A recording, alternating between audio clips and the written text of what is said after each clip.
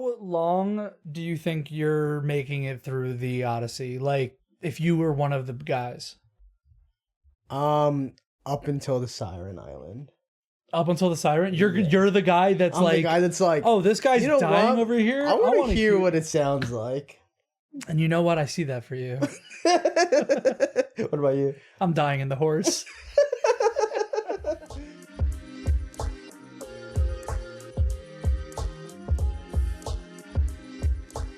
Hey everyone, welcome to Coasting the Mediaverse. I'm Michael. And I'm Brian. And today we're sailing on a journey that you have all, whether read or watched most recently, the Odyssey.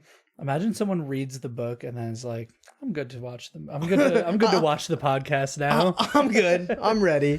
Our listeners don't read. But they view now. Hello. What's going on, kings and queens? And lieges. And legions? Liege, like my liege. Mm. It's a very gender neutral term. Add it onto your roster of words you use.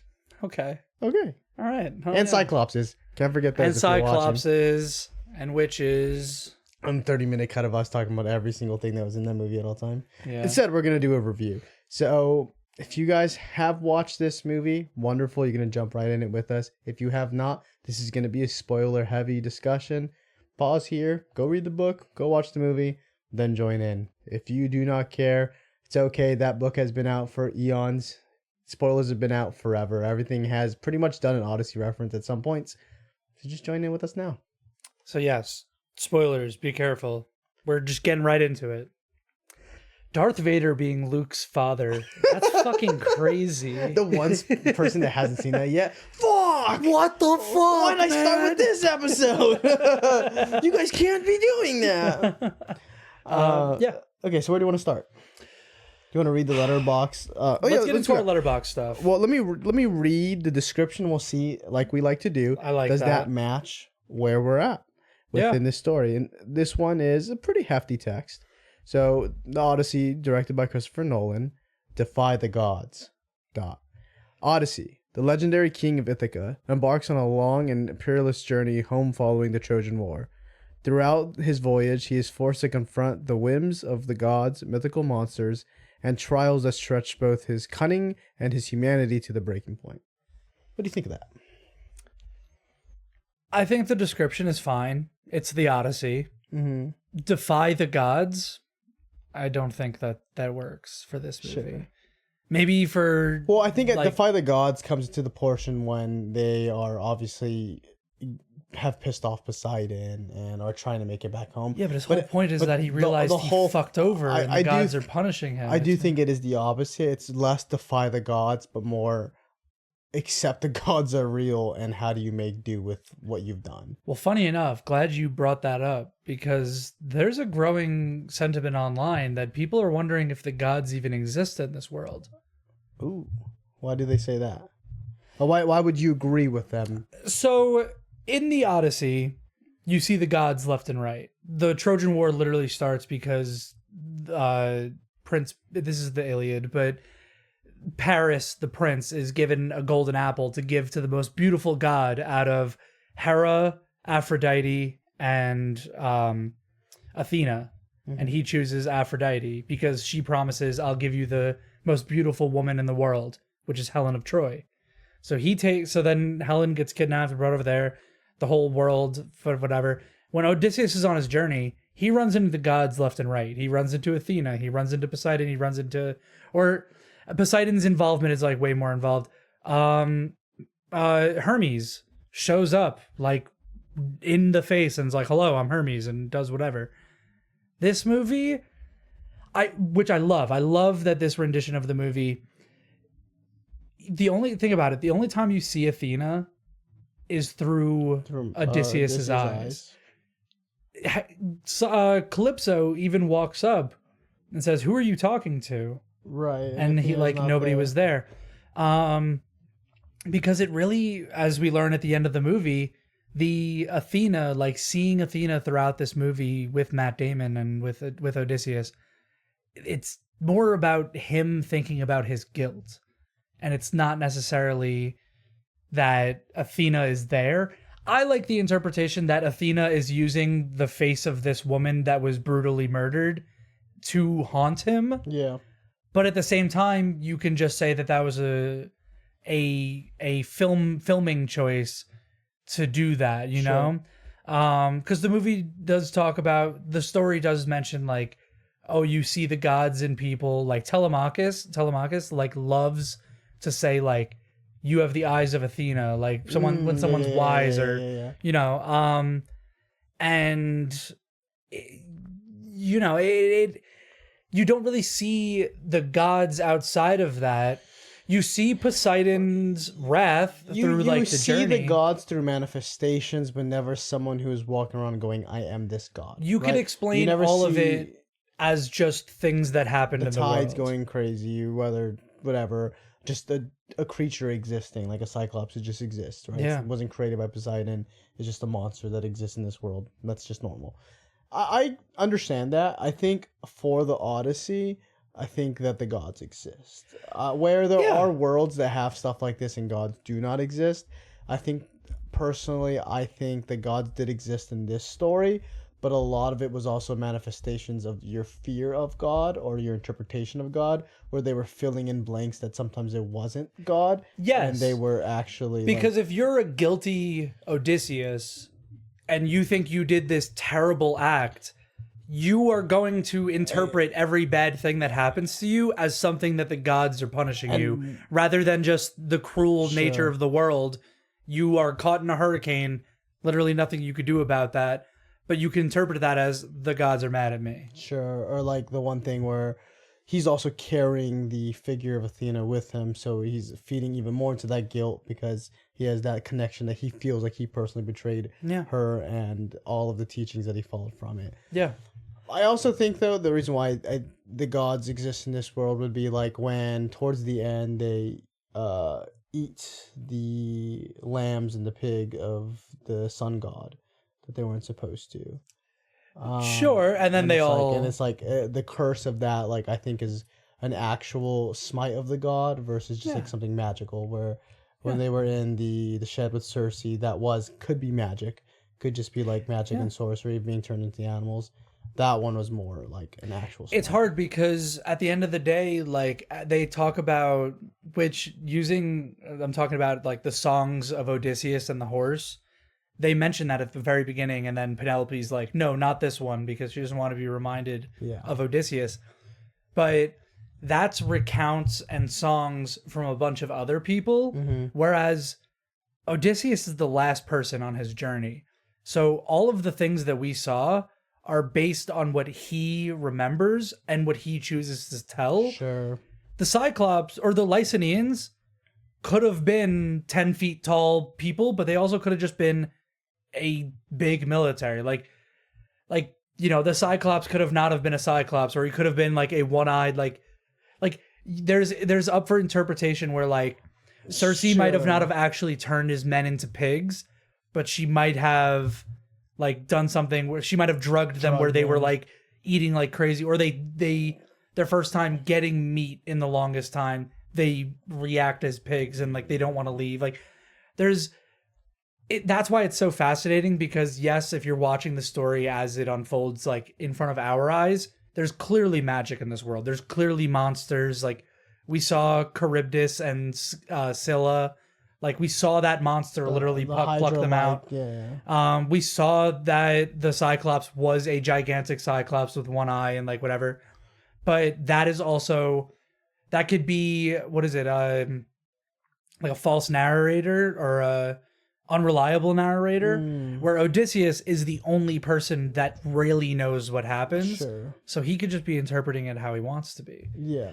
I think that's the less interesting interpretation, but at the same time, it's an interpretation nonetheless. Sure, and I think the interpretation is really good when we start getting to like the book itself, or like why that was created and that. But I think for me, visually, it's what it was. Yeah, that's fair. That's my opinion. Yeah. Because also, fun fact that I'm going to throw in there, a lot of historians, because the Odyssey is a told vocal story for thousands of years, and then it was written, and then 3,000 years later, we are still dealing with it. So it's changed a lot over time.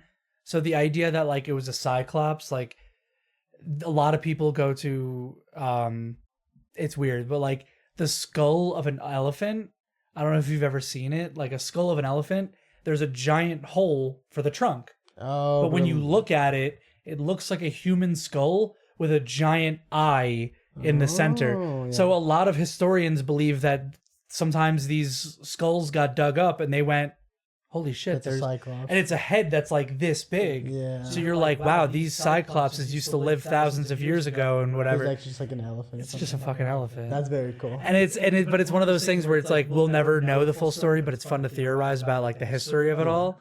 But that's getting into the history of the Odyssey in general. You're here for the movie. Let's talk about the movie a bit. Give me your thoughts, like characters, actors. As someone who had not read the Odyssey beforehand, this was like I almost walked into it for a unknowledgeable experience. I thought it was a great story and a great time. So hearing people tell me what they did and didn't like is cool. But for me, I really thought it was a wonderful story. Obviously, Yeah. I think it's a movie that shows every actor, whether supporting or main, have a purpose to add to the story, and I think everyone really did bring their all into it. And I think Christopher Nolan does have an eye for finding the right cast. I agree. I think again, from the lead of Matt Damon, best performance I think I've seen him in, to John Leguizamo, also one of the best performances I've ever seen. I would agree with John. And I think it was never like someone trying to overshadow or leading an ego within the dynamic of this cast. I think Tom Holland did a wonderful job of playing a character who in the beginning didn't have much courage, didn't have much confidence, and was a little bit more whiny, to then realize who he was, who his dad is, and gain that confidence towards the end of the film. That I think was done really good. Sure. And then Robert Pattinson playing off some foul dude who was very charismatic, God. right? Yeah. And knew how to say the right things up until he realized he'd lost. Yeah. I think the big takeaway from this film is that everyone is talking about the acting and the cast. Because it is one of the movies, it's one of the biggest movies that we've seen where literally every actor is an A-list actor. Like it's insane. Like even the smallest of parts went to A-list actors. And I mean, honestly, I think rightfully so. I think if you want to tell a story like the Odyssey, it's okay to have the biggest names in Hollywood be these characters. Sure. Obviously, I think you could tell an amazing story of the Odyssey and it'd be completely unknowns and like you really like focus on these characters. But I think it worked. I think it works when you have the biggest names playing these huge names that we've heard throughout history, throughout things, because the Odyssey is a legend. It's not just a story. And I also think it's like you could cast any big name, but it's knowing which ones to pick, right? Of course. Like, that's why I think, again, I agree, like where it could have been good with some smaller actors, like these are all pretty big name actors, but it was the right ones that we, like Nolan obviously knows and trusts to do the story. It's not just a throwaway person because they have a title or they've won an Oscar. Yeah. Right? Like, yeah. I don't think that, like other movies, you can see like an all A-list cast and you go like, oh, this is just to grab butts and seats, you know? Yeah. I don't think Christopher Nolan does that. I truly don't think so either. Obviously, because he's Christopher Nolan, he has the ability to work with the best of the best. And like, I'm sorry, I don't see that as like that much of a problem, especially. Well, casting's important. Yeah, Casting exactly. is really important. And so I think him and his team have nailed that for this movie. Yeah. Getting into it, I want to get some of the names that I really loved. Matt Damon, of course. Yeah. Anne Hathaway as Penelope. She's probably one of my like second favorites in the thing, because Robert Pattinson Antinous is he consistently is my favorite part of every movie he's in. I think Robert Pattinson is one of my favorites throughout this movie, but also he's just an actor that I've always, ever since the beginning, even seeing him in Twilight, I'm like, oh, this dude has potential. Yeah. And every time he does a movie, every single time I'm like, is this his best performance? Like, is this the one? And it's just like, he's so good at knowing what the character is, where like some actors are really good at showing like who they are through a character. Like let's say Thor and Chris Hemsworth and Ragnarok. Like you can tell that's Chris Hemsworth, but he's doing a Thor like impersonation or whatever. Robert Pattinson somehow always tricks me to believe he's a different person for a second, and is really good at his vocal cues and accents, and also is very memeable, which I think makes it kind of relatable. Like I have to do you gotta get these beggars out of here, right? Like bro did that with just the mentality. He was the character and didn't think that was going to be a meme. No one probably thought that was going to be a meme, but it's because of how much he put into the character that just makes that passion, even like a joke like that. Yeah. Oh my goodness. Yeah. He is a chameleon through and through as an actor, where he's not getting covered in makeup and costume and like disappearing like that. Yeah. He looks like Robert Pattinson. Like he didn't change much about his look, but when you're watching him, you're right. He disappears. You see Antinous. Like you see that character. He just has a really good... It's the subtle things that he does. Like mannerism in his face. Yeah. The way he moves where his they're body. never the same from movie to movie. Yeah. He does different things, which is frightening because you're like, damn, like who are you actually? You know, like because you see Matt Damon and you're like, this is Matt Damon. He's Matt Damon's Odysseus. Exactly. Whereas like Antinous was like, that's an Antinous, and then Robert Pattinson's playing that. Yeah. I agree with that. Yeah. And then getting in some of the smaller names like that, not smaller names. I don't want to, some of the smaller characters that were still great, like Samantha Morton as Cersei. Mm-hmm. That was a terrifying. Those scenes were... Cersei scene was awesome. Terrifying. I knew we were going to get monsters, but I didn't think we were going to get like horror. And, like that was frightening. That and the Colossus, the Cyclops scene. Yeah, those are both very scary moments. Where if I was there, I'm out of how there. I'm making it out. I'm dead. Yeah. I'm not making it that far. I'm not making it to the island where they're eating the cows. I'm gone. And the aesthetic of like grabbing the face and turning it into like it was crazy. Into a pig. Those shots where it was like half pig, half human, and like the eyes looked human, but like the pig snout was there. Terrifying. Yeah. It was done perfectly. It was great. Elliot Page as Sinon. Heck yeah.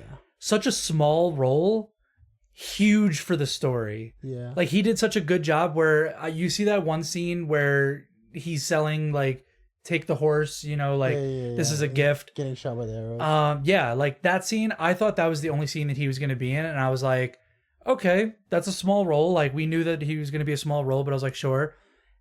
That hell scene or that Hades scene, holy cow. Yeah. He is so angry, but like understanding as well. Like you can feel the mix of emotions. Yeah, the pain is there. The despair. Yeah. So good. Like it's top 3 performance, I think, for me in the movie. I'm gonna have to say probably, what is it? I'm Anne Hathaway, Elliot Page, and then who's my third? Oh, Robert Pattinson. Done. That's my 3. Yeah. Easy. But everyone else, like John Bernthal, I think did really fun for his character. Like, yes, sometimes it feels like it's just John Bernthal doing John Bernthal, but like I really did like the kind of way that he was selling himself and this king in his area, right? And like trying to get Tom Holland's character to kind of just realize that this journey was kind of pointless because he had it within himself the whole time and he needs to build that courage, right? Yeah. I just think everyone was really good. Yeah. Speaking of John Bernthal and Tom Holland are technically my least favorite parts of this movie. Just because I saw them more than I saw those characters. Sure. I will fully admit with you that by the third act, Telemachus is like, once he reunites with Odysseus, those scenes are amazing, and then he's doing really well. I've seen Tom Holland do tremendous acting, like through dozens of films, like not even just the Spider-Man movies, but like I wanted more from that character, like, and then when it comes to Menelaus, like John Bernthal, I just saw John Bernthal. Yeah, we learned through watching Spider-Man, like spoilers for not spoilers for Spider-Man, John Bernthal could act. He doesn't have to just play that one note that he always plays, the gruff and tough guy, the let me tell you something, that thing. He did that in this movie, and he played it great. He played John Bernthal great. Sure. But I would love to see a little bit more of that. Everyone else is doing... He did a great job. Everyone else is doing an amazing job. Well, and I think that's why I like that he was able to show a difference in Telemachus from looking like someone who was a weaker and wasn't sure of themselves to the end of the movie. You're like, oh, I wish he was doing this more often. Like being Telemachus? Yeah. Okay, yeah. Because that's what he did. And I think that's an essence of his acting as well, right? Yeah. Like he does that with Peter a lot, where it's like Peter can go back and forth from unconfident to confident. I think for you to be able to see that on screen and see the same person in two different like levels of that is very genuinely good. Again, I don't think that they were bad. The problem was everyone else was just playing stellar roles. Sure. Like, so that when you have to compare them to other people, like they are just... Everyone else is putting out a 10 out of 10 performance. They are putting out an 8 to a 9, which is still any other movie. That's awesome. I wanted more, you know? Because if everyone else is bringing their A game, I would love to see these other two actors who I know can bring their A game, because both of them are better actors in Spider-Man Brand New Day than they are in this movie. Sure. And I would love if they... Which is... It's their take on the characters, so that's fine. I would love to see them be more. But with that, that is the slightest problem I have with the movie, and I think on a rewatch, I will not even have an issue with it, and I'll actually love it. Yeah. I think visually the movie was beautiful. Visually, this movie is stunning. It does so much. Did you watch it in IMAX? I did not. I watched it in my small town. So I got to see it it was a prettier, bigger theater, but I just didn't watch it in IMAX. I saw it in 70 millimeter, not IMAX. So I saw it in the correct ratios, just not on the biggest screen on the fucking planet. And it was still gorgeous. I will watch it in IMAX eventually. Honestly, I want to watch it in 40X. I've been hearing everyone with their 40X experiences. I'm not even familiar with that. So 40X are the movie theaters that... Oh, when you move with it? Yeah. And so people are saying that it's such a wonderful experience, especially when you're on the boat, you're being rocked, water's getting sprayed in your face. But apparently everyone's saying they have back problems afterwards. I was going to say, I yak so hard. I would love to do that. I would love to be thrown around in my movie theater. Talk about that on your own time, dude. But you're watching the Cersei scene and you just get turned into a pig. You're like, yo, what the... Wait, who's doing this? Oh, no. Oink, oink. I think I would like to experience a 40X because it's a movie that I really do feel like a fly in the wall. Like I'm just kind of observing, which obviously all movies we do that. But this one, even though it was a longer movie, I never really had a sense for time. Me neither. Yeah, I was kind of lost into the story as they were. Something about Christopher Nolan's movies, the way he doesn't really do scene. He kind of like, you flow a lot differently than you do with other movies. Sure. And I think that makes it... It's a 3-hour movie, and it does not feel like 3 hours. Mm-hmm. Like when it was towards the end, I was like, we're already like here. Well, it's one of those movies that makes me go, yeah, I want more long movies like this. Yeah. But then you watch some movies and you're just like, what the hell? You could have cut some time here. Yeah. But no, it was done really well.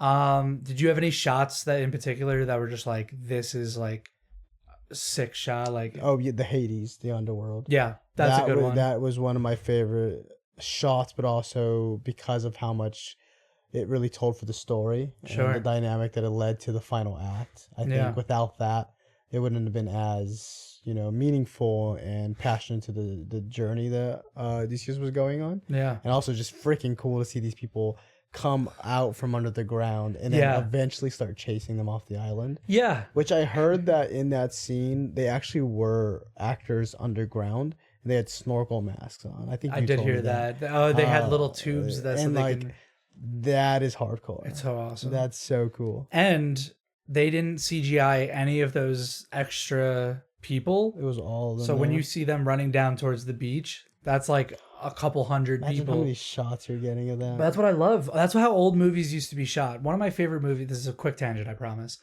One of my favorite movies, The 10 Commandments. There is a scene where the people are being led out of Egypt and they literally have 1,000 people, like maybe even more.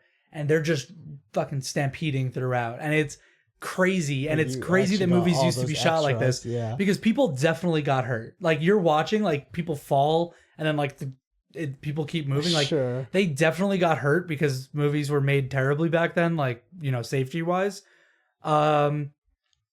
This movie though captured like the scale of that. Like when you see 100 people running in a direction, like the boat's getting sunken and whatever, that's real. Yeah. It doesn't look like CGI people putting there because it's done so well. What about you visually? What's something that you really liked? What stood out to you? Every scene that the Cyclops was on screen, Sure. I wanted more. I wanted to be able to pause the movie and like look at it because it hit it really well where like you do see what it looks like, but it shows the monster, but it doesn't show it so much. Yeah. And it captured that like that how much you want that, because if it showed it too much, I'd be like, oh well, you showed it too much. Sure. But it left just enough mystery where it just hooked my brain. Yeah. I think the Yeah. exposition of that was really good because at first, like you're like you said, you're blindsided. You don't really know what's happening. The more information is revealed, the scarier it gets. Yeah. Right. Like once they burn his eye, and That is the he's loudest sound screaming and I have shrieking. ever heard in my life. Yeah. And I knew it was coming because someone like on TikTok was like, make sure you cover your ears for this one part. And I turned to my partner and I said, hey, real quick, cover your ears, because she would have hated that. And as soon as it happened, she covered it. I loved it. Like it was like so scary. Oh, it does it like, well, yeah. I was like, if I was in this cave, like I just shit myself. I'd be dead. Like I'm gonna die here. Every part of like every obstacle they get to, I'm dead. And then he starts talking, and it's like, whoa! Like for all them to figure out that he can talk, he's like, well, why didn't he talk to us before? And he says, well, would you talk to ants? Yeah. It's like, oh god. And then at that point, they burn his eye, and he's like, do you think we should talk to him and reason with him? He's like, yeah, that's so far past what we're past do. Reason. And it's like, good, very good, but also scene to the beginning of their journey that will end. But what we also learned that they were already past negotiating with the horse. Like Right. I didn't know where they were going with it, to be honest. Like I feel stupid that I didn't realize that the whole movie was leading to them being the sea people. Yeah. But that's quite literally what the whole movie is. Sure. It's showing that like everywhere they go, destruction follows because of their first original sin of the horse. I also did not pick that up. So they were talking about the sea people, and I was like, oh my god, they have something else to worry about. I was waiting. I'm like, oh my god, these sea people are going to be scary as hell. At the end, which is probably my favorite scene, when me too. He is giving his speech. This is giving his speech to Penelope about what wrongs came from this and what he did, and pretty much saying that, making her make that realization that they're the sea people. When you see Athena, when you see Zendaya play the person getting, she had like 5 minutes of screen time, I think, the whole movie. And it's great. She's phenomenal. When she's Athena, she's stoic. She's like intimidating. And then you see her as this random Trojan woman, and she's terrified. She's crying, like begging for, and you just like it. Just when that connection's made, you're like, oh my god. And then he says, "I'm the sea." Like, oh no, it's Penelope who's like, says, "You're the sea people." Chills, bro. I realized, holy shit, that's what Nolan was doing with this movie, and I was like, I did love that. A side note on that. So something fun I was hearing through a lot of the interviews that they were doing is this thing that Christopher Nolan is obviously very like picky about his scenes and is always making people redo. And never does he ever have a take that's like a one shot. He loved it. Sure. But every now and then, I guess there's this thing where Christopher Nolan will see someone act and he'll go, perfect. Whoa. And that's it. And then they move on. And not many actors have gotten that. So during the interviews, Zendaya was just kind of jokingly talking about how she got a perfect, and Matt Damon freaked out. He was like, he's never given me a perfect. Yeah. And then Anne Hathaway was like, I'm not going to lie, I've gotten one perfect before too. And I wrote it in my journal and I cried the whole night. That's amazing. Like, I love that. So my question to you is, what scene do you think Zendaya did that received a perfect from Christopher Nolan? That's a good one. I think my safe answer is just one of the moments where it's her and Matt Damon together or something, Sure. and like she is just being very stoic. She asks him a question, and like, you know, she's that form of Athena. Yeah. I would want to say that it's when she's like getting her head cut off, like when That's where I think that's where she is yeah. in sheer terror. Like it's like very scary, and like she plays that really well. And I would love to imagine it's that. There's a lot of moving parts to that scene where I feel like Christopher Nolan would be like, you were perfect, but maybe like other people still needed to do something. Like I would say it's probably that scene. But it is a bigger scene with a lot of people, so I'd imagine that it would be harder for it to be like, nope, this is perfect. But who knows? I think it'd be funny if it's that scene, because I imagine they shot that many times, right, leading up to it, and Matt Damon probably kept doing it. So they get to her one scene, he sees it, goes perfect, it moves on. Yeah, funniest thing for Matt Damon to then go, "Are you kidding me?" Yeah, I mean, hey, if it is that scene, like I would like to know for sure, but I think that would be the best bet for that. Yeah, because it was done so well.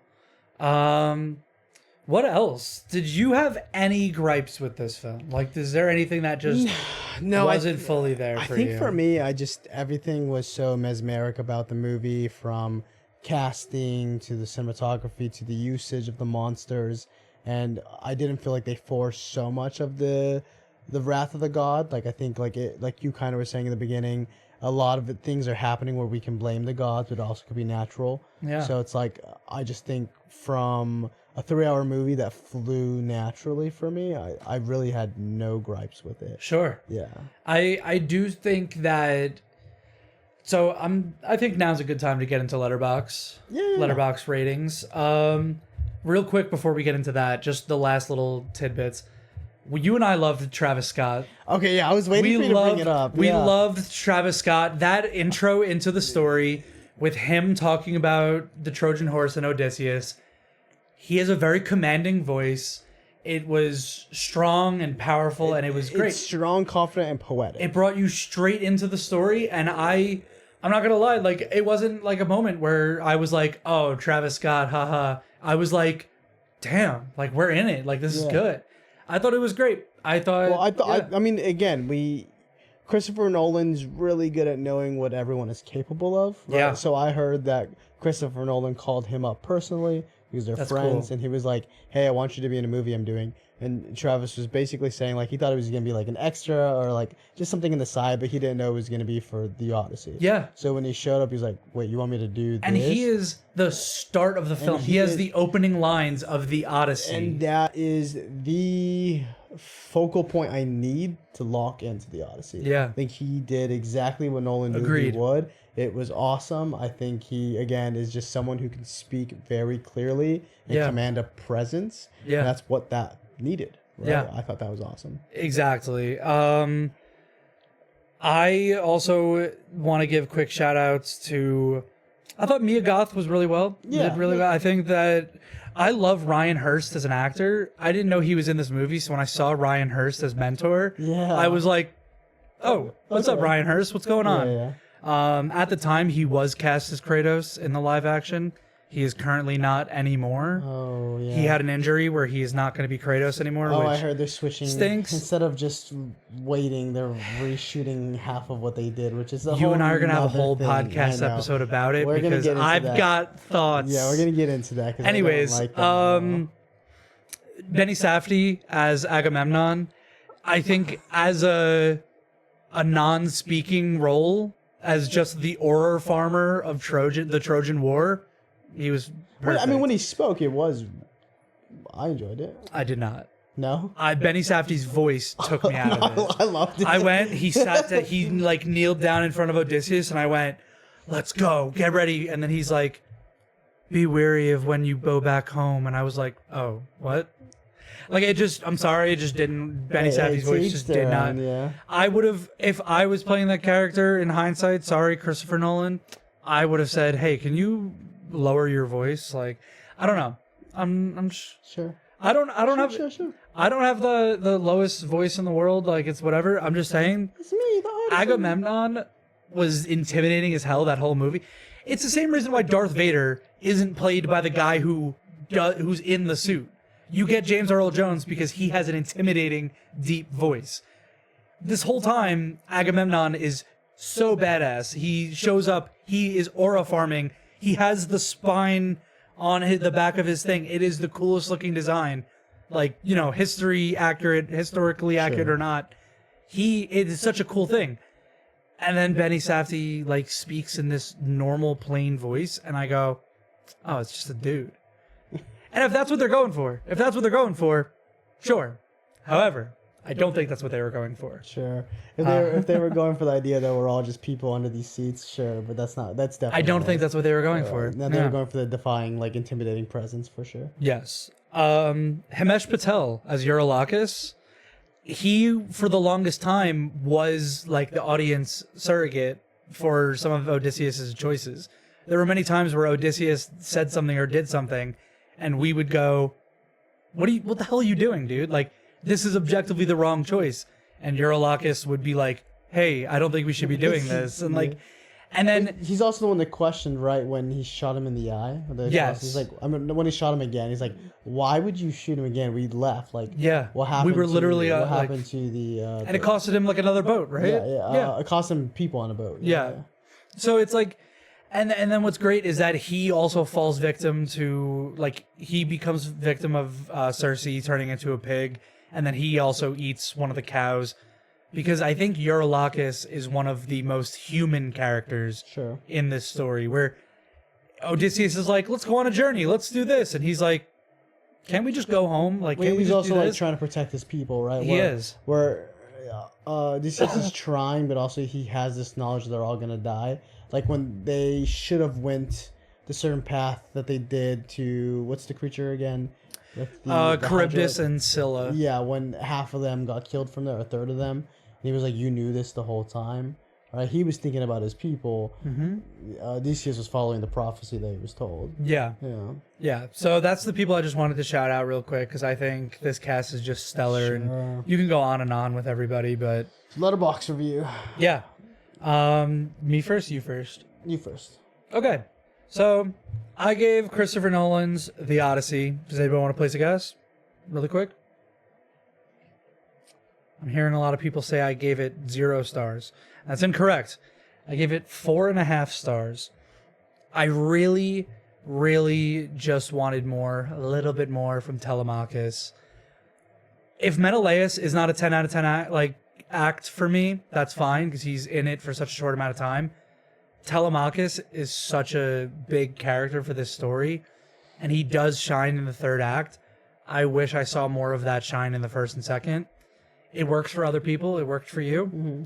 Didn't quite work for me. I do think on a second watch, it will work more for me. Sure. But on the first watch, in that first watch, I just wanted a little bit more. Sure. I also I thought the score could have been better when I left the theater.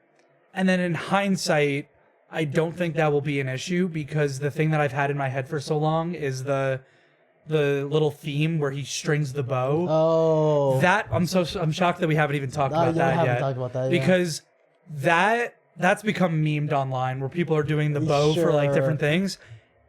That energy is awesome. Yeah, like when it's dun dun dun, like it's awesome. And Ludwig Göransson will always be a phenomenal composer. Literally killing the game. So I do think that if I watch this movie again, it could be a 5, but it's probably a 4.5 for me. Something to note with letterboxing, we talk about this all the time, but just to say it again, I've had times where I review a movie very high, and then I watch it again and I go, actually, it's lower than I thought. I was just really into cinema bliss. Or vice versa, I watch a movie and I go, I didn't like that. It wasn't for me, or it was okay. Then I rewatch and I go, oh, I was wrong. I was so wrong, right? Because our interpretations of understanding it, like on a first take, that's just what you're getting, right? Yeah. It's the first viewing. There are times for you to filter your thoughts.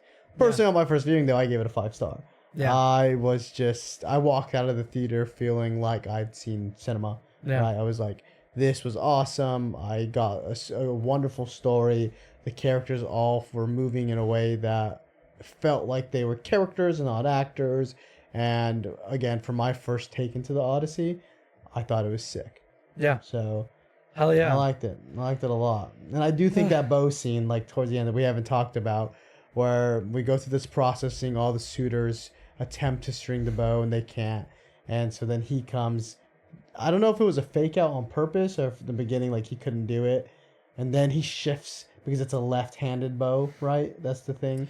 No, it's Or that it's when you are stringing backwards. it, you are supposed to string it backwards. Yeah. A lot of people were trying to, because it's already bent like this, a lot of people were trying to bend it like and then that. string it. But in reality, you're supposed to bend it the complete opposite way and then do it. Yeah. So if you watch him, because I've watched it on YouTube since, he tries to do it the way that everyone else was doing it. Penelope gets sad and walks away.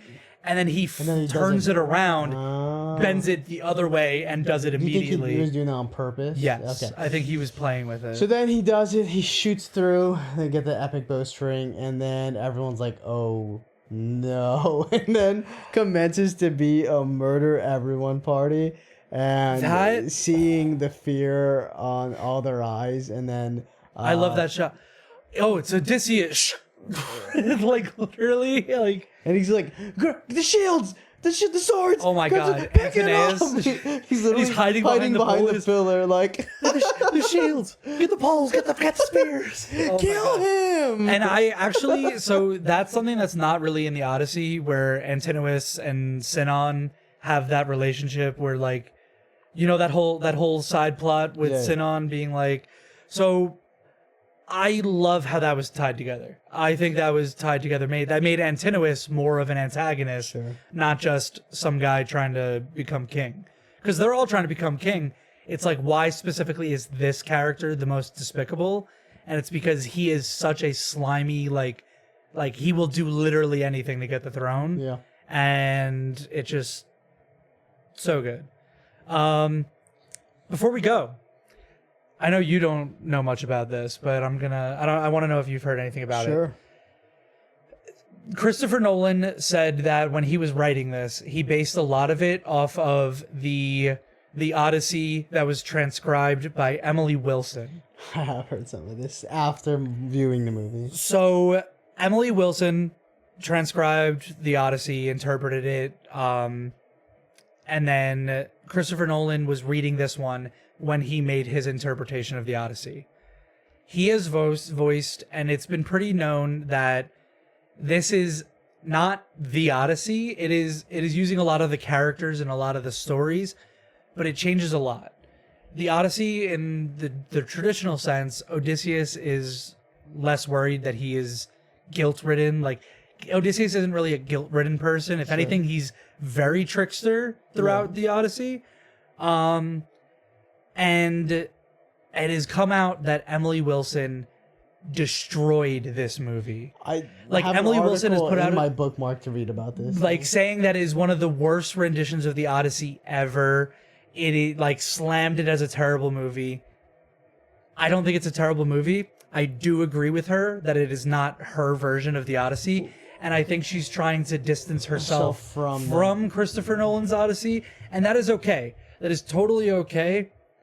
I still think it's a great movie. Yeah. I still think it's a great, like, modern telling of the Odyssey. The Odyssey is, in my opinion, is meant to change over time the way it did over the course of 3,000 years and multiple interpretations through translation, and the fact that it was told vocally before it was even written down. So it changed a lot then. So it's a story that stays the same in a lot of ways and then changes in other ways. And I think that's okay. Sure. But I understand her being very against it. If he's saying all these things like it's interpretation of hers, that's incorrect. If it's his interpretation of the Odyssey and that was a supporting factor, that is different. Yeah. But obviously he's not using those words, and that also could be something he's doing to kind of get people more interested, and that's not fair. Yeah. So she tore it apart. I read this and it was read it yet, but it was scathing. I heard it was scathing. Tear it apart, yeah. I don't think it deserves that. I think it's a great movie. I gave it a 4.5 out of 5. But I do get the criticism. I do get it. So let us know if you agree with that. I want to hear people's thoughts. Do you want to read your Letterboxd review, or did you write a long one? I covered everything that I could in my Letterboxd review. Okay. I didn't do I don't think I did a silly one. So I did a silly one. You did. I did a silly one, so I'm gonna read my silly one. Sure. If you can come up with a silly thing. I did a little silly. I did a little silly one. Because typically I like to do my Letterboxd is just silly. Spider-Man, I did write like a whole thing, but I think I'm gonna go back to being silly. And if you guys want to hear my reviews, just come listen to the podcast. Sure. But every now and then, even then when I do that, I like to add a silly. So I'm gonna read mine for you, and then you can read yours after. Sure. Except I can't find mine. Okay, I'll read mine then. Oh, my actual journey from a night out drinking after I promised the boys I would log into Fortnite.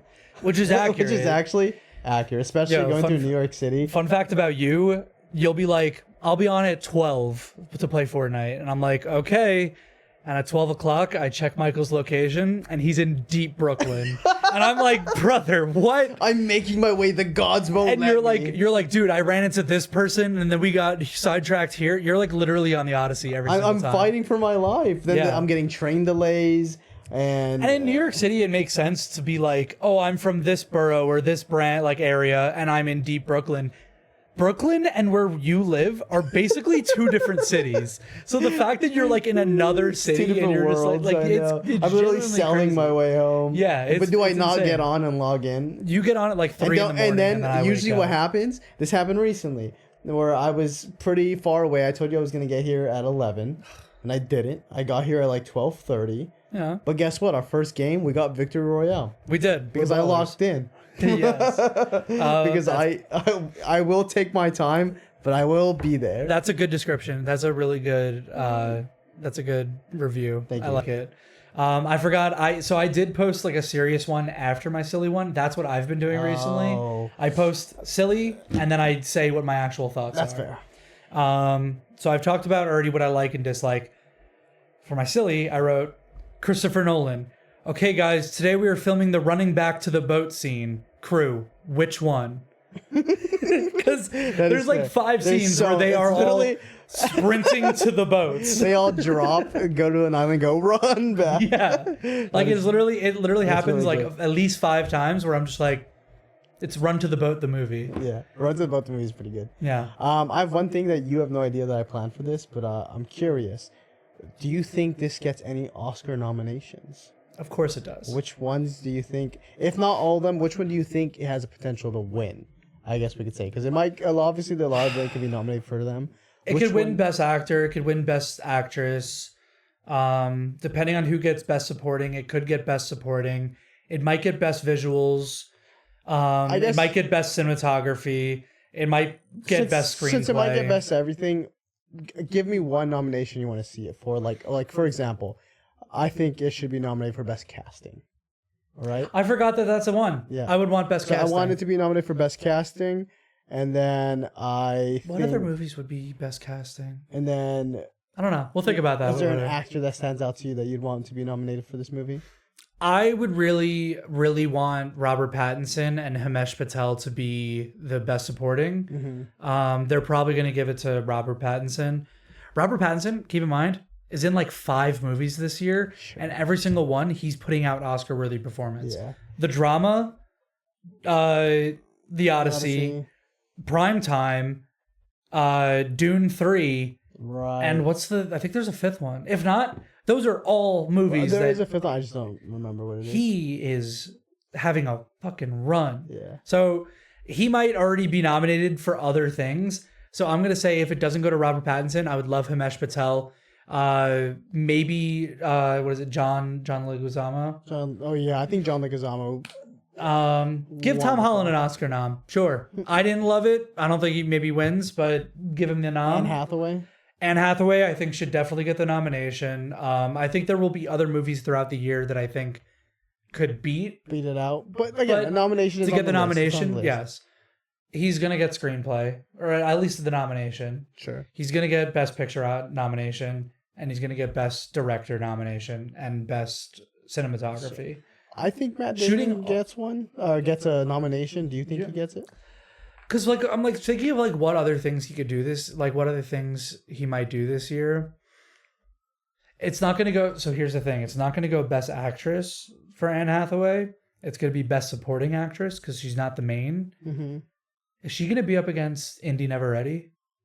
Is Indy Never Ready? I do think Indy's getting a nomination. And if she does, I think she I wins. think Indy wins, yeah. But Indy winning over Anne Hathaway hurts so much because like Anne Hathaway is just a staple of Hollywood. But at the same time, also new staples. Yeah. We'll see. Oh my God, that's crazy. To wrap it up, yeah. Are there any coasting the Mediaverse nominations for any awards that we are either thinking of creating or have created? This is something new I want to add to movie reviews that I thought about while we were doing this. Like, I don't think any of these necessarily qualify for one of our staple White Boy of the Year. I was also thinking White Boy of the Year. Like, I think people are going to push them out. Maybe. I think Peter Parker might be White Boy of the Year, not Telemachus. Sure. Yeah, I think that's he's definitely going to get a nomination for Spider-Man. Yeah. Not from Telemachus. But also, so far, I know Ryan Gosling has that in the bag. He always does. Like, but he literally, oh my God, because Project Hail Mary came out this year. Yeah, like that is going that's to what I'm saying. The dynamic duo for them. 2026. I'll say it right now. 2026, maybe the best year for film has started off 30 years. Like it's insane. So good. Like every movie I go, oh, how is it going to compete with the other ones? And then this Oscar season is going to be awesome. It's going to be so wild. It's going to be chaos. Yeah. What other nominations do we have? So typically we do White Boy of the Year, Dynamic duo. No one here is really dynamic duo for me.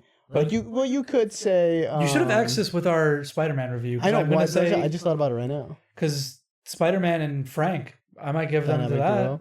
They might not win, but I'll give them a nomination. They can catch a nomination, right? These are things that we're still figuring. And you know what? Usually, Coasting the Mediaverse Awards, you guys are really involved in it. Yes. So we're also thinking of more prompts. Plus, I got to sit down and look at all this. This is also me saying this so we can create prompts, because I don't want our prompts to be like just typical to all the other ones. Like we have the Oscars for that. I'd like to make fun prompts. Standout of the year or up and comer of the year. Oh, up and comer of the year is a good one. There's an obvious answer. For this movie? Yeah. Who's that? The whole cast. No, for this movie. Sorry, no. Yeah, see, I thought. Because I'm gonna say Indy, Michael Johnson, Curry Barker, like literally that whole crew. But that's separate. That's focused on the Odyssey. We're here the Odyssey. I know Himesh Patel is already a bigger actor. He's been in Tenet and like he's in other things.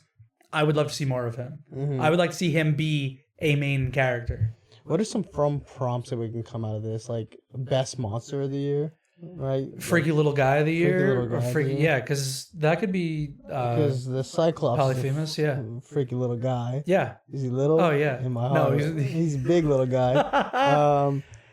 Yeah, like because there's also the moments like that's so me for real. Like being stuck on that island. That's so me for real. Yes. Being stuck on the island and deciding like, yeah, I'm gonna stay here for 7 years. I'm happy. Yeah, that's me. I'm Lotus. The guy dying at the bottom of the horse. That's me. Or like the siren when he took out his thing. That's literally you. Okay, that's so you. Me for real. So maybe this is the creation of That's So Me for Real. Hey, I like that. Hey, I like that. We'll keep that in mind. Nothing else top of mind for me. So I can't. Yeah. If you guys in the chat think of any that could be fun for our award season at the end of the year, let us know. Yeah. But with that has been the Odyssey. Let us know what you thought. Like I said, let us know what your likes, your dislikes, what we missed. It's a big ass movie. We couldn't get to all of it, but we hopefully got to some of your favorite parts. But yeah.